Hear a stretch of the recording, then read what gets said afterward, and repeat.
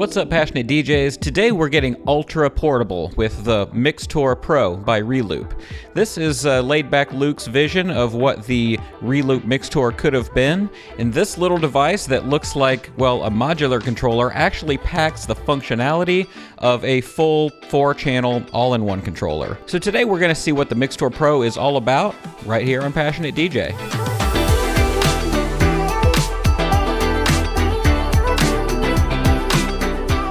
The Mixtour Pro improves on its predecessor in many ways, and it's meant to provide everything that you need in a club or festival setup in a tiny, portable footprint.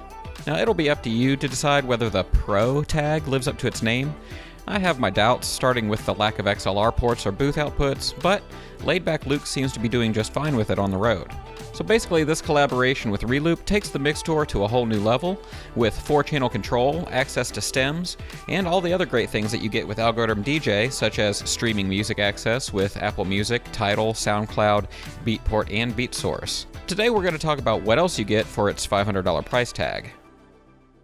Okay, so here we are looking at the top of the Mixtour Pro, and I've got to say I really like the way that this thing looks, and I like how everything is like sort of well spread out and easy to reach, even though they've crammed a ton of functionality into this small space. So that's really great to see. And I've also got to say that the build quality is really leaves a good impression. Like, all this stuff feels great. Great spring action on these really sturdy paddles. Good amount of resistance on all of the EQs and the faders. Everything just feels really good. More than you tend to expect from something this size and that's this simple. It really feels quality, and I really appreciate that about the Mixtour Pro. So let's talk about what it's like to do some basic mixing here on the Mixtour Pro. Now, one thing that's really nice is that you have dedicated transport buttons right here above the faders, meaning you've got your play, pause, your cue, your loop controls, and your sync right here as dedicated buttons, whereas in the previous iteration of the Mixtour, all that stuff was up here.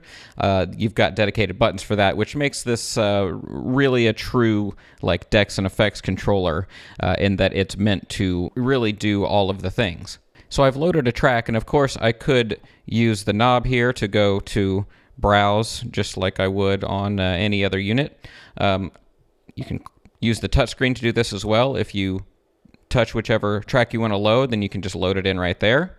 And right here you can see that I've got some hot cues loaded up. This particular track has 3 hot cues, and if I switch to the right track, I've got 6 hot cues over here. So left track, right track. One thing that you can do on here that's a little bit of a trick is you can split the difference, right? So I've got 3 hot cues on the left track, 6 on the right. Well, what if I just want access to the first 4 hot cues of each? Well, you can just split the difference right there. So split means I've got those first 4 hot cues over here, which I've only got 3 right now, and the first 4 hot cues on the right track. So you can access them both at the same time.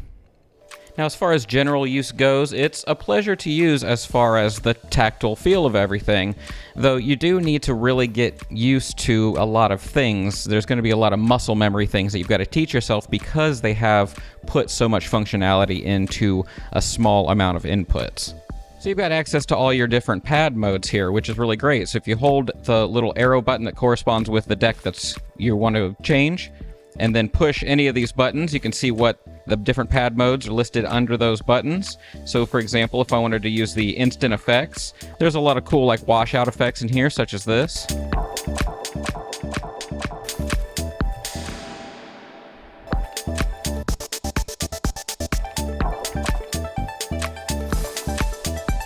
We also have auto loops, your sampler, your saved loops. I've got 1 loop saved right here.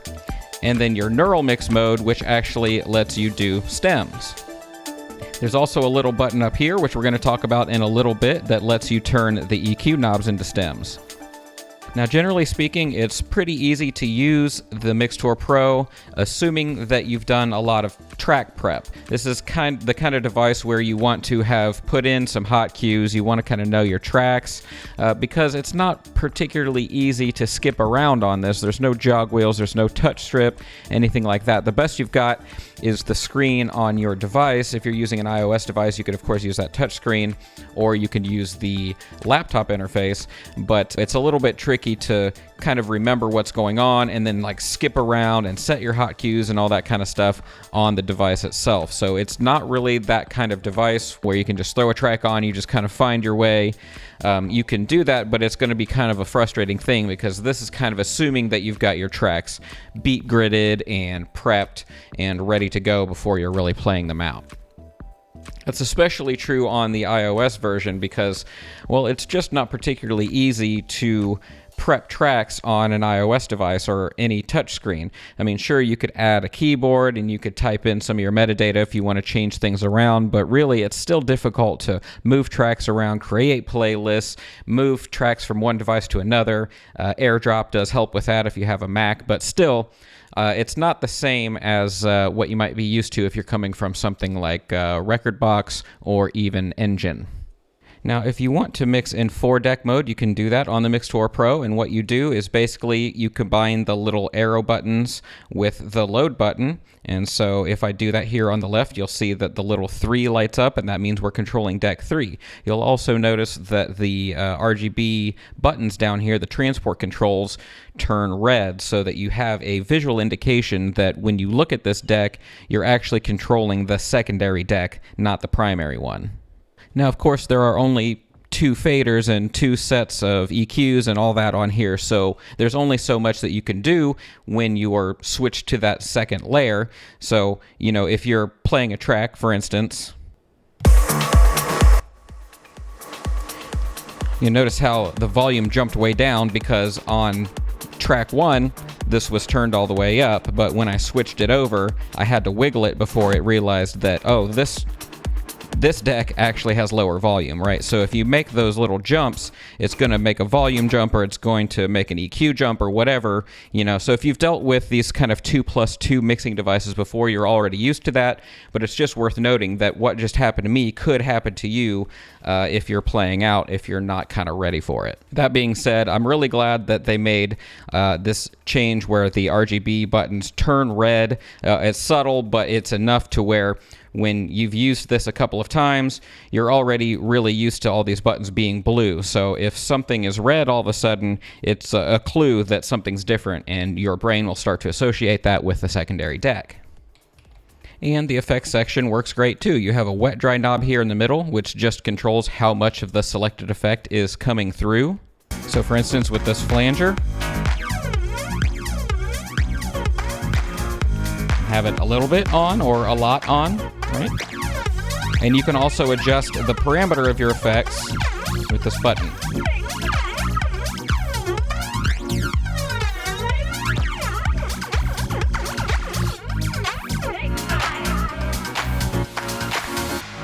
If you want to change the effect, just hold one of those arrow buttons and then switch the effects select button, and you'll see it changing over here. So we've got like this bit crusher.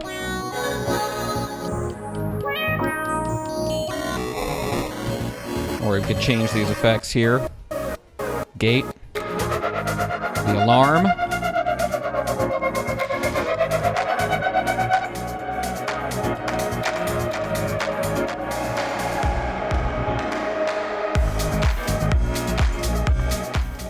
so again, it's really intuitive, but then again, you kind of don't see what you're doing over here. You don't see which effect is selected or what the parameter is doing unless you have this effects section up if you're using the mobile device. So it's not a perfect solution. Again, you kind of have to know what you're doing. You kind of have to be willing to check things on the screen if you're using a mobile device, and you know, it kind of adds to the layers that you have to go through to be able to use something that is so, let's say, efficiently designed as this.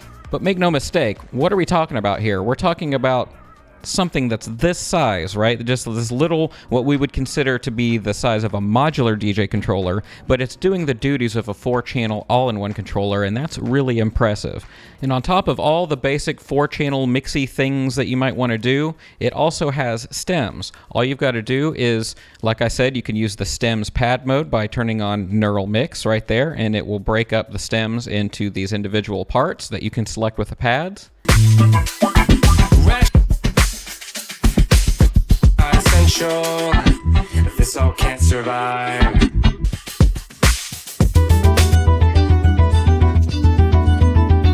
Moving, something's gotta change.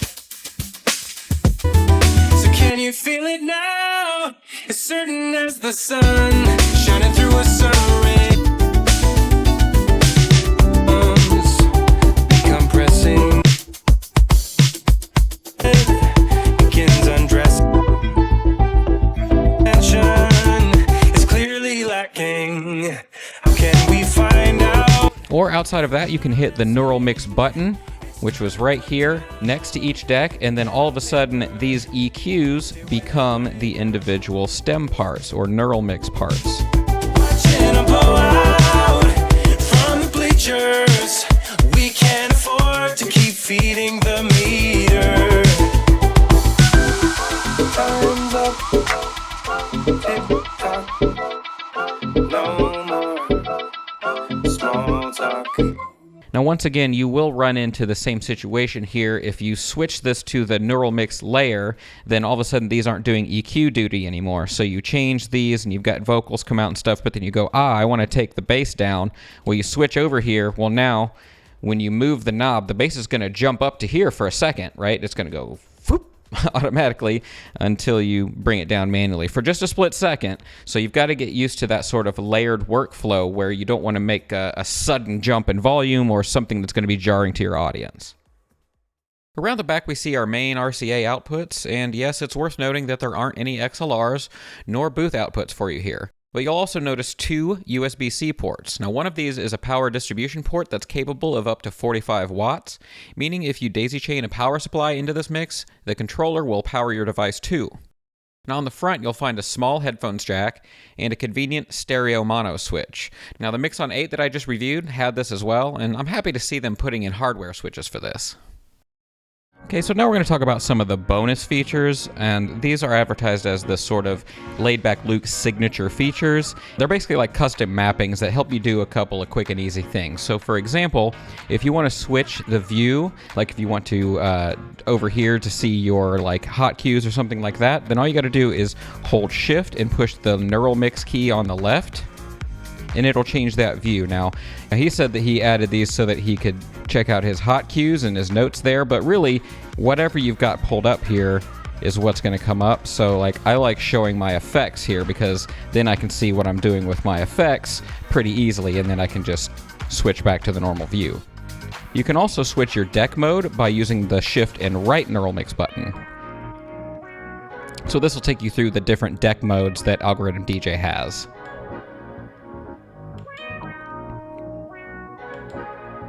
Now, if you'd like to do a cue shift, you can hold the mode button for that deck and then just use the cue and play buttons on that track. So, for instance,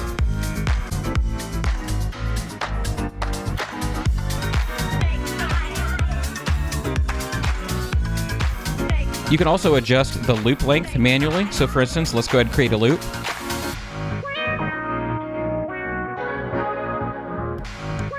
So we've got our little loop here, and now if we use the mode button for that deck, and then we use the loop or sync buttons, we can actually adjust the length of that loop.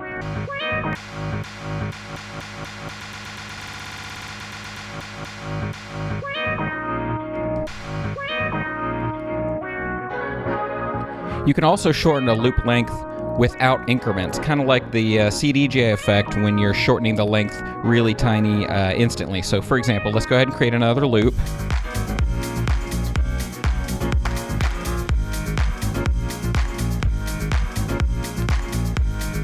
And now we're just going to use the mode button and twist the browse knob, and it'll give us that fine-tuned adjustment for the loop.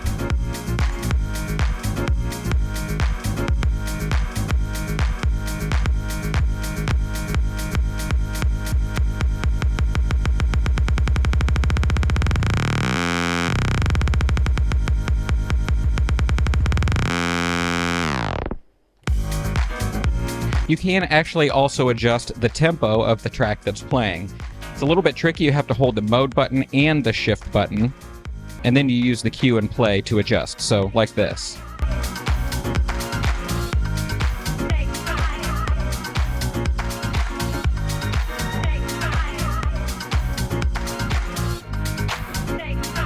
Finally, just a quick little trick. There is a backspin function in here. If you just hold shift and paddle down on the deck that you want to backspin on, works just like that.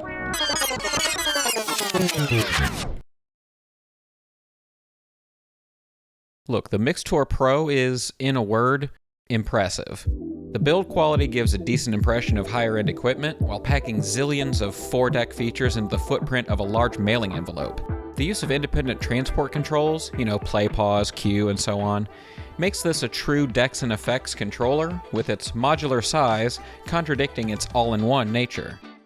But as is common with niche products, its greatest strength is also its greatest weakness. Limited real estate means that many functions are hidden behind multiple button presses or need to be supplemented by your keyboard or touchscreen. Its limited connectivity, only RCAs, no booth output, the mini headphones jack, makes me question the Pro moniker. The lack of visual feedback, such as, tiny screens to display an effect, means that you'll have to touch and look at your device often.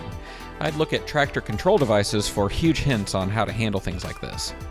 Its missing skim functions and tedious tempo adjustments make onboard track prep difficult, even though this is a prep-heavy device. And all the track prep complaints would disappear for me if DJ were truly as cross-platform as they imply. If I could prep my tracks on my laptop, export them on my phone, and go, much more like a record box or engine experience, the use of a mobile device for DJing makes so much more sense.